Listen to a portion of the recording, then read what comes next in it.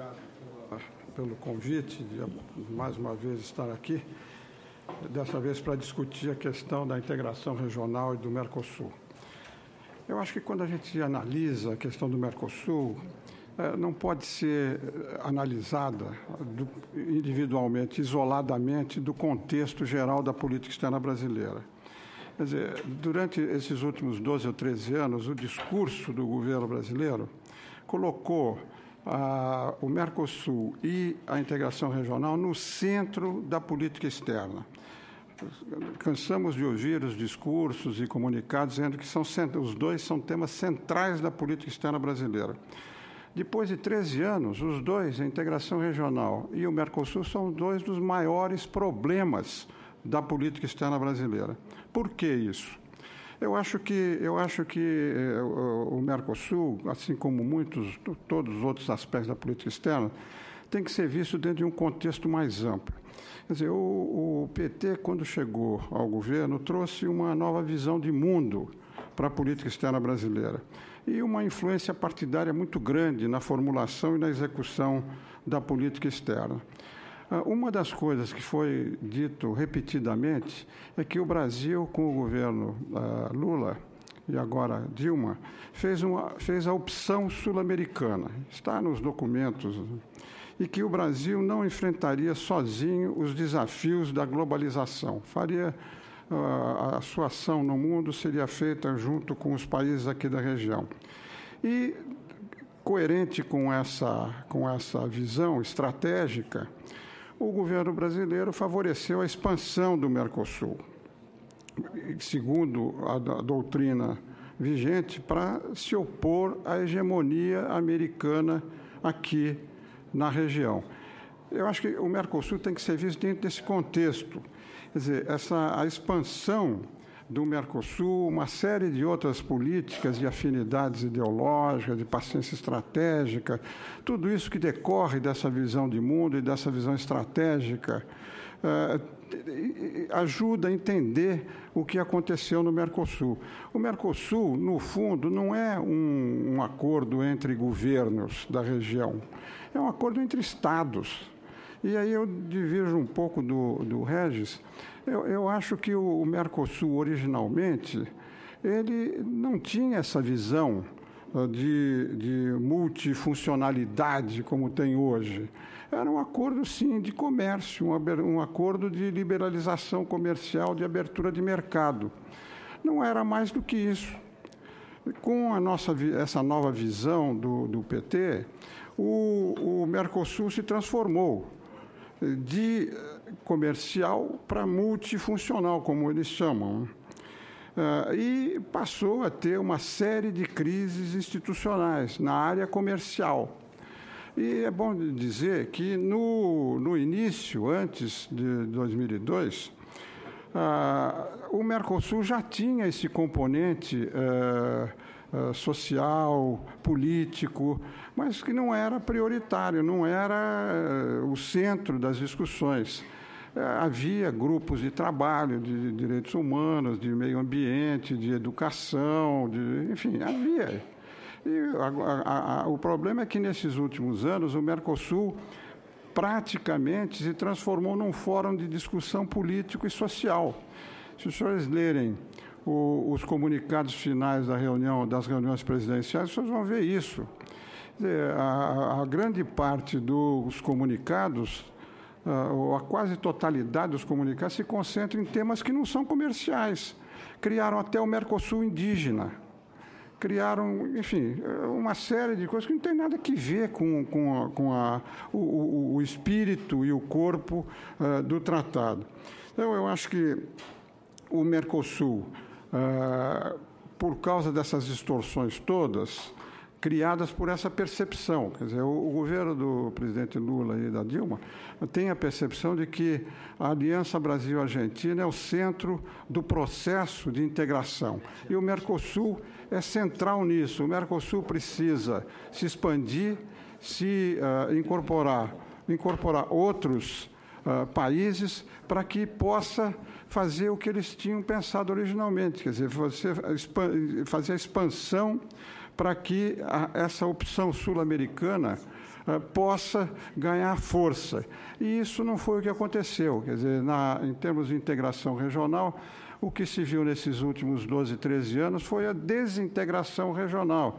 Quer dizer, toda a estratégia brasileira caiu por água abaixo quando surgiu a ALBA, né, a Aliança Bolivariana, e depois agora com a Aliança do Pacífico. Então, o Brasil ficou a reboque dos acontecimentos aqui na região, inclusive no Mercosul, como o Regis acentuou.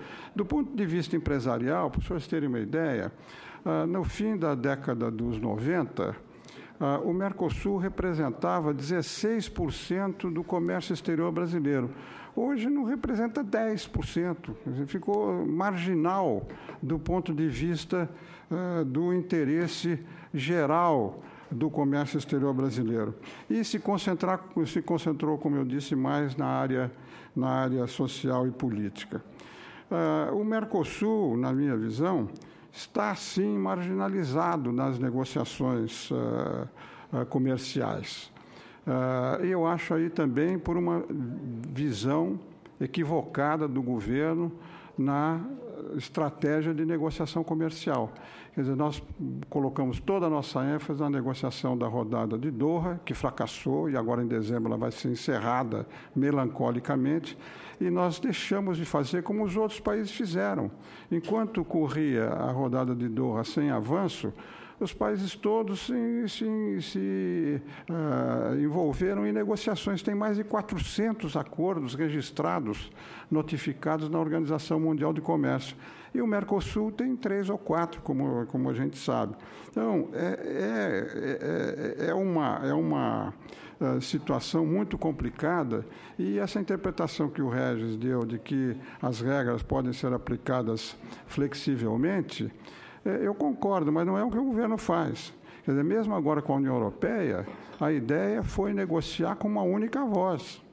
Não é que há uma interpretação flexível e que a gente pode... E a minha informação também difere um pouco da dele. Foi feita uma única oferta, não foram feitas várias ofertas, cada país fez uma. Foi feita uma única oferta de produtos, que foi considerada insuficiente, inclusive, e resta aí uma grande incerteza sobre o futuro da negociação do Mercosul. Então,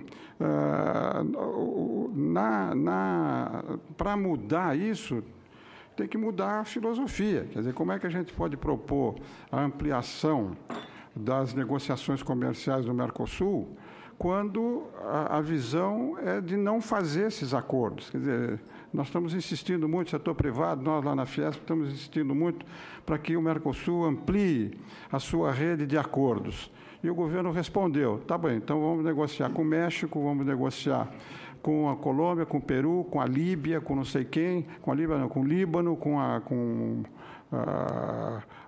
firmaram com os países meridionais da África. Quer dizer, ninguém menciona negociações sérias com países desenvolvidos, ou a Coreia, não estou nem falando com China, se bem que um membro do governo propôs um acordo parcial com a China, né, setorial, que dificilmente avançará. Mas, enfim, ninguém dentro do governo cogita de ampliar essa rede fora do Sul, Sul-Sul, e fora da área que interessa a essa filosofia mais global de visão de mundo que se tem. Então, é difícil conversar sobre o Mercosul, a visão do futuro do Mercosul, se não se mudar essa visão. Dentro da visão do mundo que prevalece hoje, o Mercosul vai continuar mais do mesmo, né? Não vai haver nada diferente. Nós estamos vendo isso em relação à Argentina, com toda essa tolerância nossa para as medidas protecionistas que a Argentina tomou nesses últimos anos, com prejuízo concreto para a gente. Não é questão, uma coisa teórica, né? Foram 20% em 2013, mais quase 20% de redução do comércio no ano passado. Então, essa questão da defesa do interesse brasileiro é difícil. O Regis mesmo agora mencionou, disse que se a gente mudar isso vai ser uma bofetada. Quer dizer, nós temos que pensar não nos nossos parceiros somente, nós temos que pensar no interesse brasileiro.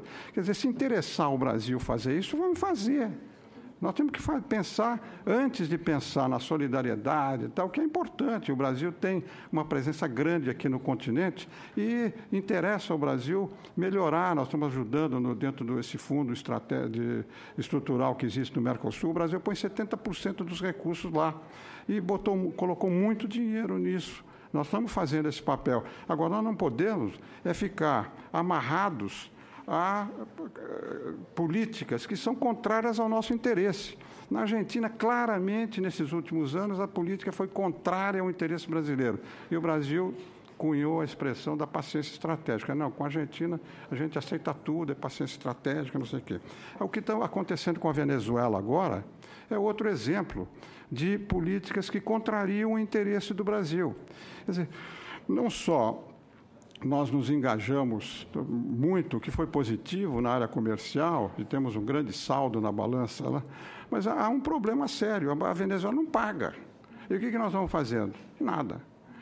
Então, há um problema político muito sério lá na Venezuela, um problema que afetou, inclusive, uma missão de senadores aqui, que foi à Venezuela e recebeu um tratamento que, na minha visão, seria impossível de aceitar, inaceitável. E o que o governo brasileiro fez? O que o embaixador nosso lá fez para defender a equipe de senadores que foi à Venezuela?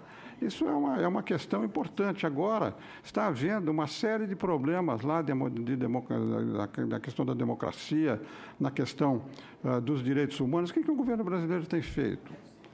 Na defesa do interesse do Brasil, porque o discurso nosso é de defesa de direitos humanos, defesa da democracia, mas quando vem o caso concreto aqui na região, dentro do Mercosul, porque a Venezuela agora é no Mercosul, o que está sendo feito? Inclusive, aí voltando à parte mais técnica, a Venezuela assinou um protocolo de adesão. Tem 4 ou 5 itens importantes de compromissos, né? E que foi negociado, foi aprovado. Eu tive até a ocasião de vir aqui discutir, quando se discutiu aqui no Senado, a questão do protocolo de adesão. Esse protocolo de adesão foi aprovado, acho que em 2010, 2011, quando houve o incidente do Paraguai, que foi outro caso também dentro do Mercosul, que o Brasil teve uma posição muito complicada, para dizer o mínimo, né? Porque foi a suspensão do Paraguai que deu possibilidade de ingresso da Venezuela no Mercosul.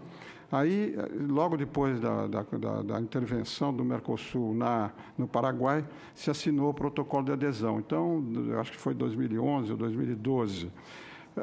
Segundo o protocolo, há 4 anos para a Venezuela cumprir todos os requisitos que foram negociados incompletamente, como nós mencionamos na discussão aqui. Quer dizer, o governo brasileiro aceitou que a Venezuela entrasse para o Mercosul sem cumprir os compromissos que estavam incluídos no protocolo. E agora, o ano que vem, vence esses compromissos todos, econômicos comerciais, a inclusão de acordos que já foram negociados, a inclusão de toda a normativa do Mercosul, enfim, a inclusão da TEC, né, da Tarifa Externa Comum, que não foi feita ainda. Desses compromissos que a Venezuela assumiu, eu não tenho os detalhes da negociação, não estou acompanhando isso de dentro, mas, olha, eu posso afirmar, assim, empiricamente, que eu acho que nem 80% foi cumprido. Porque a Venezuela não entrou no Mercosul para ser um membro econômico comercial, entrou para ter uma plataforma política dentro do Mercosul. E o próprio Chávez, né, que negociou com o presidente Lula a entrada da Venezuela no Mercosul, falou o diabo contra o Mercosul, disse que tinha que mudar o Mercosul, que era um acordo imperialista, um acordo pró-imperialista, e um acordo que não atendia ao interesse da região.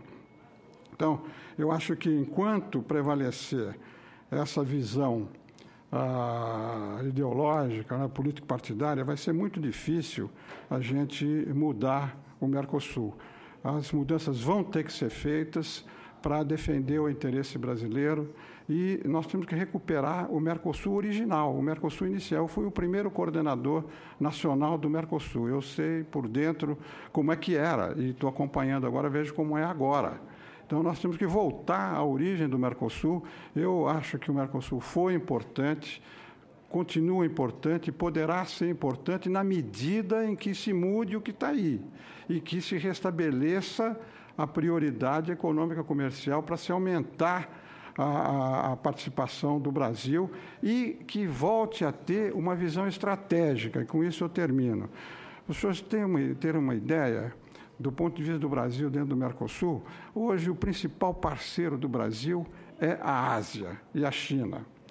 E nós brigamos muito para que, dentro de uma visão estratégica de médio e longo prazo, o Brasil e o Mercosul tivessem uma saída para o Pacífico. Porque hoje o principal parceiro nosso, o principal destino das nossas exportações é a Ásia. E nós não temos um canal de comercialização para o Pacífico. Todos os produtos saem pelo Atlântico. Então, eu acho que a volta de uma visão estratégica que defenda o interesse nacional, não o interesse político-partidário, está na base de qualquer reforma que o Mercosul venha a fazer. Muito obrigado.